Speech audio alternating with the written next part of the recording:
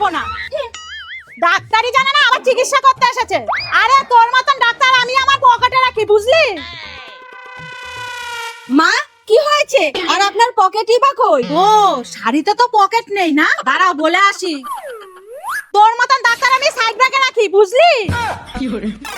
মা আপনি আসুন আসুন, বসুন। এবার বলুন কি হয়েছে? গেলেন তো জ্বরের জন্য ডাক্তার দেখাতে। ওই অশিক্ষিত ডাক্তার বলা। মাসিমা, আপনার তো ম্যালেরিয়া হয়েছে। ভালো করে দেখেছেন তো? আমার এক বান্ধবীকেও কিন্তু ম্যালেরিয়ার চিকিৎসা করেছিল, কিন্তু মারা যাওয়ার পরে জানা গেল ওর টাইফয়েড হয়েছিল। দেখুন, আমি যেমন তেমন ডাক্তার না। আমি যখন বলেছি আপনার ম্যালেরিয়া হয়েছে, তখন আপনি ম্যালেরিয়াতেই মরবেন।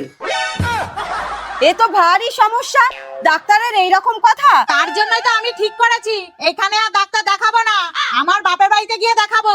বৌমা, তুমি ফোন করে টিকিট বুক করো তো। মা আপনিই কথা বলুন। দাও। হ্যালো, বলুন, কি সাহায্য করতে পারি? আমাকে একটা টিকিট কেটে দিন তো, আমি বাপের বাড়িতে যাব। কোথাকার টিকিট কাটতে হবে? কানে কম শোনেন, আমার বাপের বাড়ির। আরে আপনি কোথা থেকে কোথায় যাবেন? শ্বশুর বাড়ি থেকে বাপের বাড়িতে যাব।